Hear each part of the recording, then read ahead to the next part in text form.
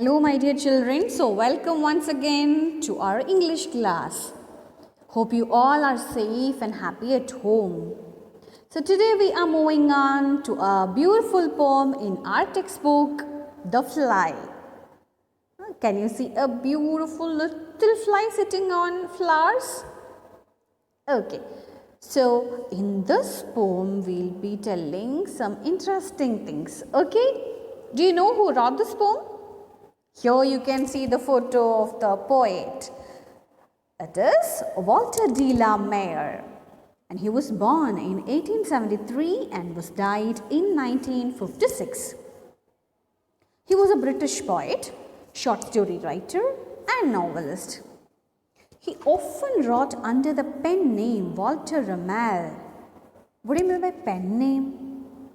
Pen name is some writers will not use their original name for writing their works. They will use some other names. Okay, so like that our poet also used a different name like Walter Ramal. Okay, and many of his poems and stories were written for children, for youth people. Okay, he received several awards for his literary works. Okay, so this is something about our poet. Okay, so in this poem, I told you we'll be discussing some interesting things, and this poem is taken from the collection called Song of Childhood.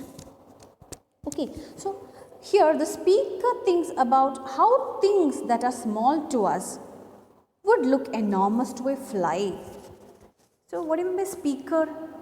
Speaker means in a poem there will be some person to talk to the readers. We are reading the poem and we are the readers. So some person will be there. Maybe animal, maybe any human being to talk with the readers. Okay. So here the poet is talking to us. Okay.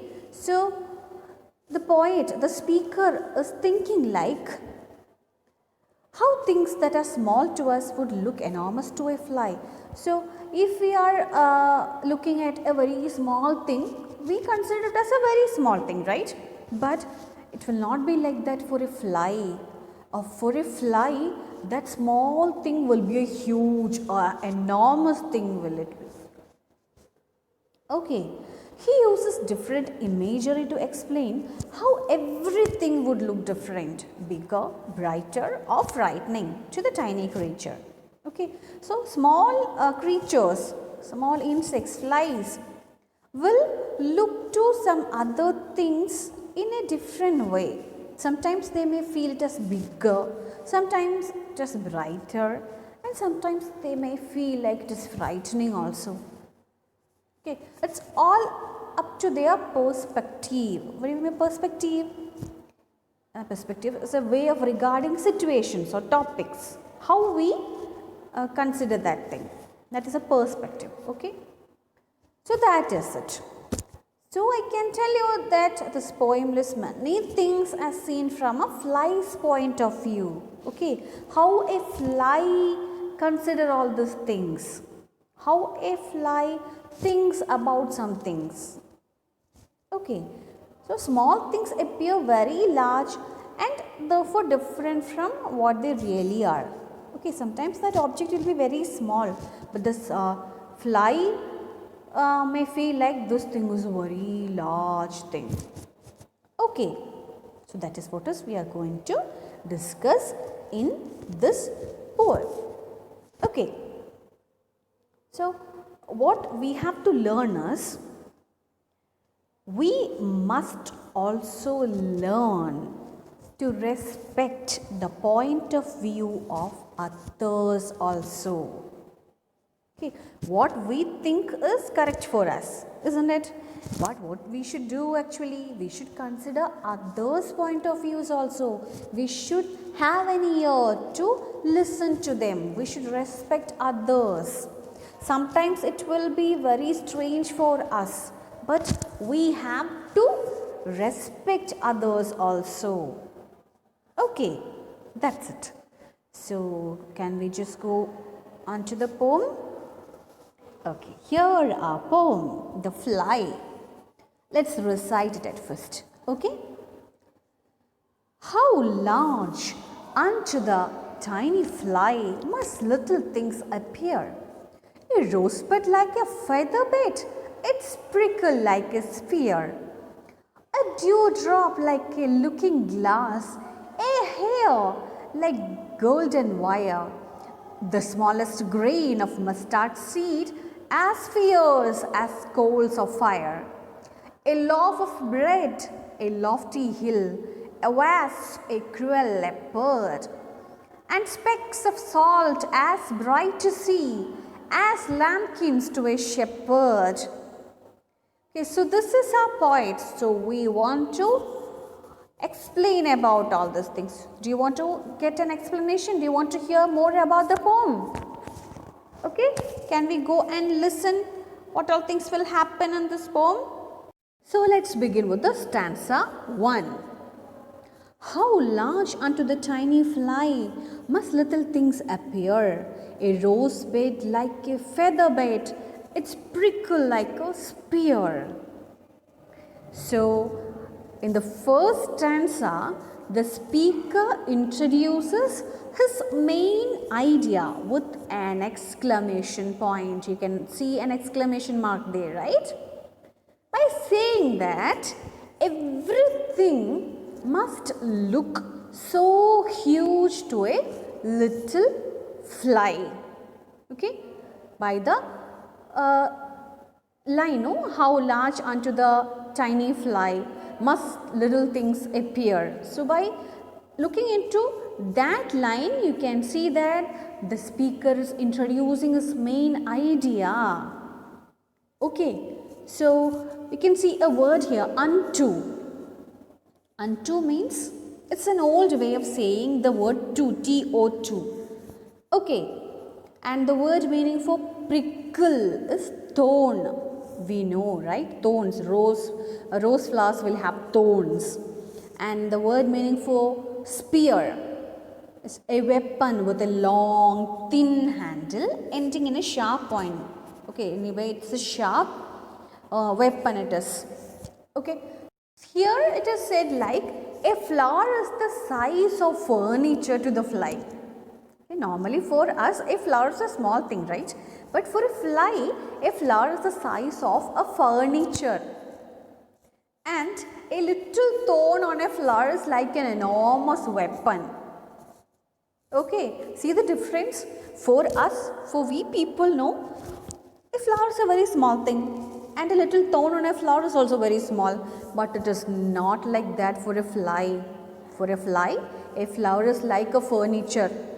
And a little thorn on a flower is like a huge weapon. Okay, so here we can say that, okay, we have to consider things in different ways. Okay, so here a poet is inviting us to consider or to think how a change of perspective can cause beautiful things to be amplified. Like here, the flower that becomes a luxurious bed, as well as frightening things to become even more menacing. Like the thorn of a flower becomes a spear, no? For us, a thorn is very small one, a flower is a small one, but it is not like that for a fly. So, the perspective is different. I have already told you the meaning for perspective. Perspective means a way of regarding situations or topics. The way we look at others or other things. Okay, so that is our first stanza. For a fly, a rose bed is like a feather bed, means a furniture. And a small prickle, a small thorn is like a spear, a sharp pointed weapon. Okay, not for us, for a fly. Okay, can we move on to stanza 2? Here it is. Stanza 2. A dewdrop like a looking glass, a hair like golden wire. the smallest grain of mustard seed as fierce as coals of fire. Okay, so here also we have some new words. Looking glass. What do you mean by looking glass? Mirror. Okay, the other word for mirror is looking glass. Fierce, meaning of fierce, dangerous or frightening. Okay, so here in this stanza, there is a list of 3 more objects. Okay, and they describe what they must look like to a fly, to the fly. Okay, so here a dewdrop is there.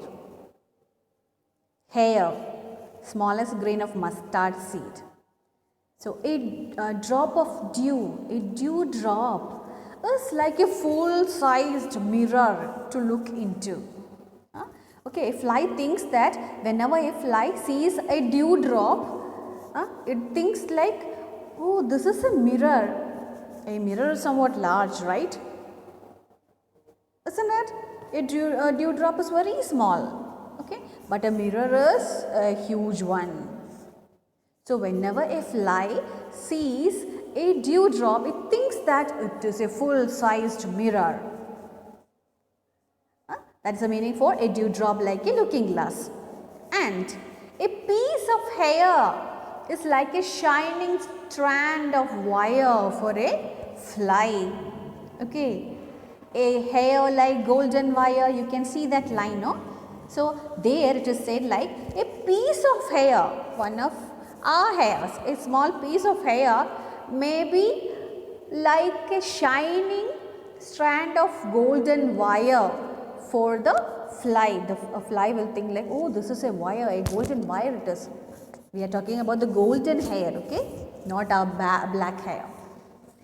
Then a tiny mustard seed seems to have the size and strength of a chunk of burning coal.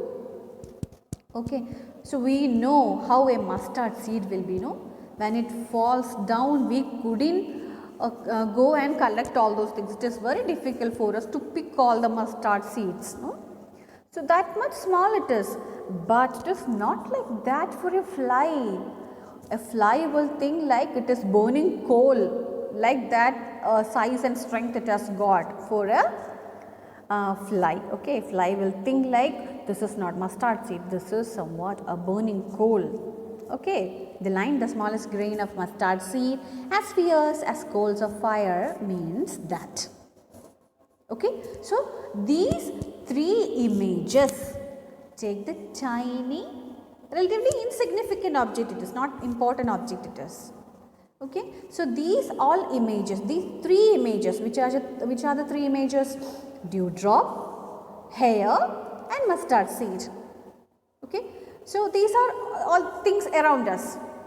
Okay, so they bring our view so close to them that they become beautiful and powerful. Have you ever thought of a mustard seed as a beautiful one, as a powerful one? Mustard seed is not at all a powerful one for us, right? So it is a powerful one for a fly. Okay, not for us, but a fly, it is like that. Okay, so for us a small piece of hair is not so beautiful, not so powerful, but it is very different for a fly.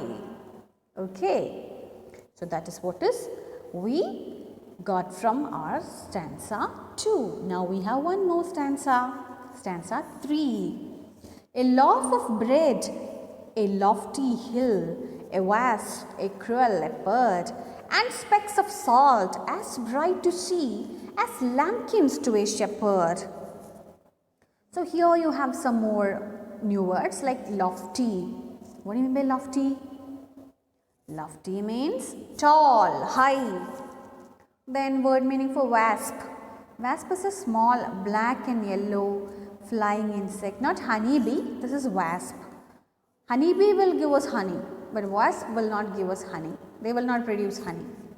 Okay, and the word meaning for specks. Specks mean very small pieces. And lambkins, what do you mean by lambkins? Small lambs, younger one of, okay, younger one of sheep, lamb. Okay, so that it is. So here also we have got 3 more comparisons. Here, food can look like a huge landscape to a fly.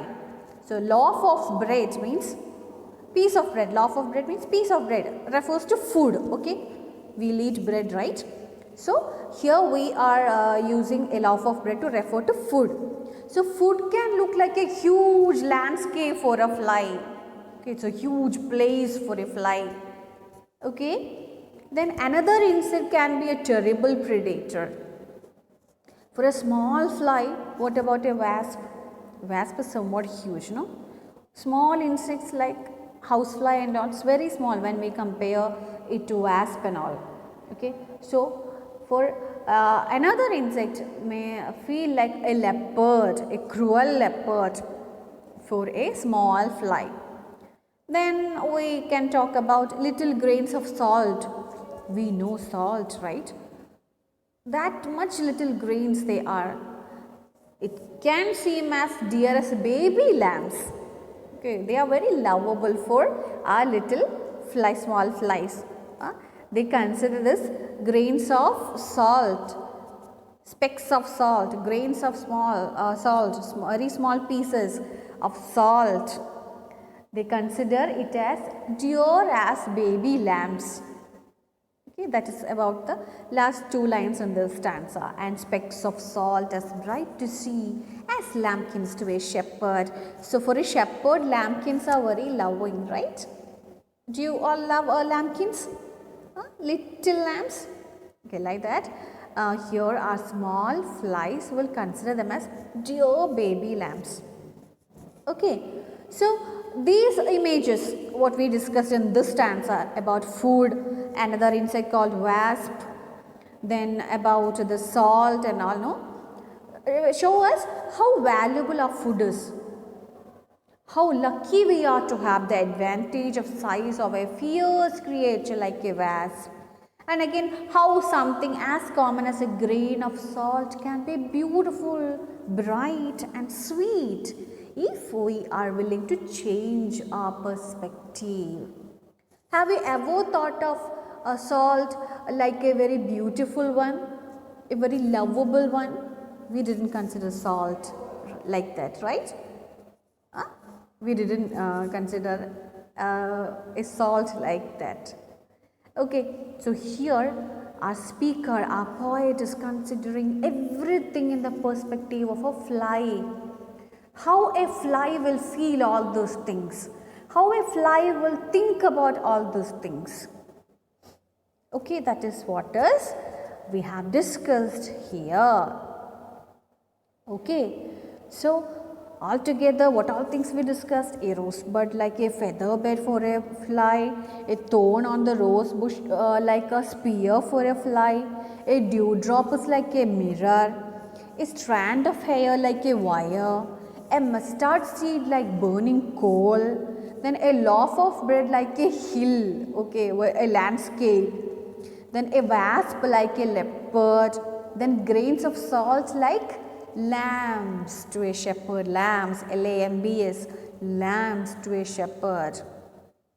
Okay, so here the point of view of a poet, like the point of view of a fly, we discussed that here. Okay, so he describes, the poet is describing things as he imagines a fly might see them. Okay, he shows us, the poet shows us that there can be a different viewpoint from us about anything. Okay, so I need you all to respect the point of view of others. What others think, what others consider can also be respected. Okay, since we expect them to respect us, no, we need others also to respect us. So if we are respecting others, they will also respect us. So we should consider others. Okay, we may feel something as No, that is not an important thing, but others won't be thinking like that. For others, it is very important.